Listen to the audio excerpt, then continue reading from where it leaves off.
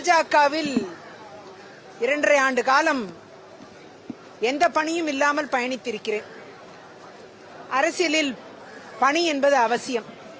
அந்த வகையில் என்னை போன்றவர்கள் உழைக்கக்கூடியவர்கள்.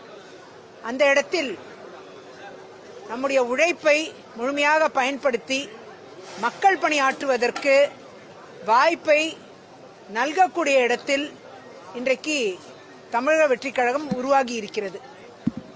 நிச்சயமாக மக்களின் கட்சியாக உருவாகி இருப்பதால் மக்கள் பணி ஆற்ற வேண்டும் என்ற அளவில் பயணித்துக் கொண்டிருக்கும் என்னை போன்றவர்கள் இந்த இடம் சிறந்ததாக கருதுகிறேன்.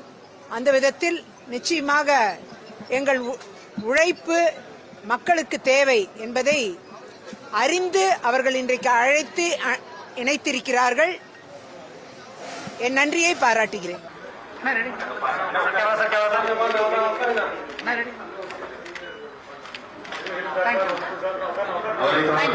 ஊழலற்ற ஒரு தூய்மையான ஆட்சி இனி தமிழகத்தில் தொடரும். தலைவர் அதுக்கு முன்னுதாரணமாக இருக்கிறார்.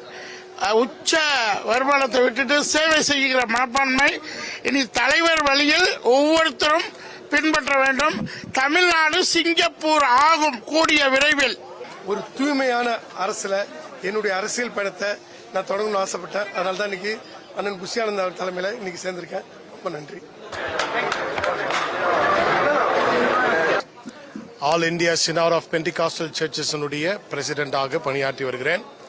21 ஆண்டுகள் திராவிட முன்னேற்ற கழகத்தில் சிறுபான்மையர் பிரிவில் தமிழகம் முழுவதும் பயணித்து பணி செய்து வந்தேன்.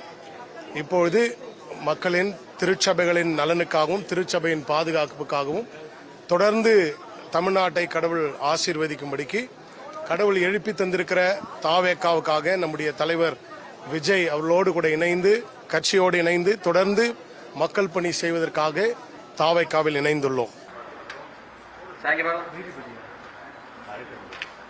பெரியோர்கள், தாய்மார்கள், இளைஞர்கள், இளைஞர்கள் என அனைவரும் அன்போடு படையெடுக்கும் இடமாக நம்முடைய படைவு தலைவர் நிலை மாறி இருக்கிறது.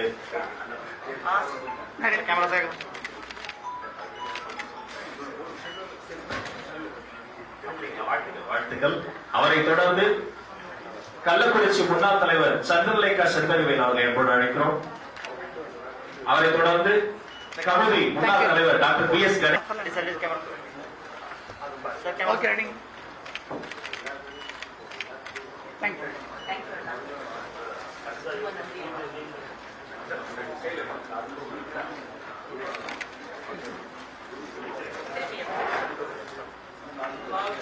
அதிமுக